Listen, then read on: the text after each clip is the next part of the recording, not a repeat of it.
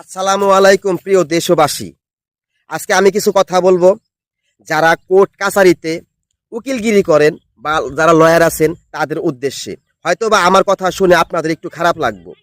আপনাদের মক্কেলদের কাছ থেকে আপনাদের যতটুকু প্রাপ্য ততটুকুই টাকা নেবেন, এর বেশি নেবেন না। এই টাকা নিয়ে আপনি বাড়ি বাড়ি দালান কোঠা করবেন, আপনার ছেলে সন্তানকে বড় বড় ইঞ্জিনিয়ার বানাবেন, জজ ব্যারিস্টার বানাবেন। কিন্তু এই টাকা যদি আপনার সঠিক না হয় তাহলে কিন্তু এই জবাবদিহিতা আপনারই করতে হবে। আপনি যখন মারা যাবেন একটিবার দেখুন, মসজিদে তাকিয়ে দেখেন, ওই খাটটা দেখা যায়, ওই খাটের দিকে তাকিয়ে দেখেন, ওই খাটে যখন আপনি শুইবেন তখন কিন্তু আপনি এই অবৈধ টাকা ইনকাম করে ছেলে সন্তান মানুষ করছেন, বড় বড় দালান কোঠা করছেন, ঘরবাড়ি করছেন, তারা কিন্তু এই হিসাবটা দিবে না। আপনার ছেলে সন্তান আপনার সব কিছু ভোগ করবে, কিন্তু আপনার হিসাবটা আপনার দিতে হবে। আপনার ছেলেমেয়েরা দিবে না, আপনার আত্মীয় স্বজন দিবেন না।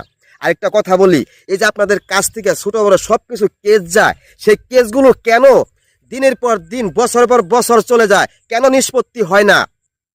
সাধারণত একটা চোরের কেস তাও আপনাদের কাছে 2-1 বছর চলে যায়। একটা চোর, তার হাজিরা দিতে হয় বছরের পর বছর। কেন? এই কেসগুলো তাড়াতাড়ি নিষ্পত্তি করবেন। আমি আপনাদের উপর দিচ্ছি না, আপনারা বিবেক করে দেখুন। আপনারা একটা মক্কেলের কাছ থেকে যতটুকু প্রাপ্য ঠিক ততটুকু টাকা নেওয়ার চেষ্টা করবেন, তাহলে আপনার জীবনটা সুন্দর হবে, মরণের পর আপনার হিসাবটা সহজ হবে।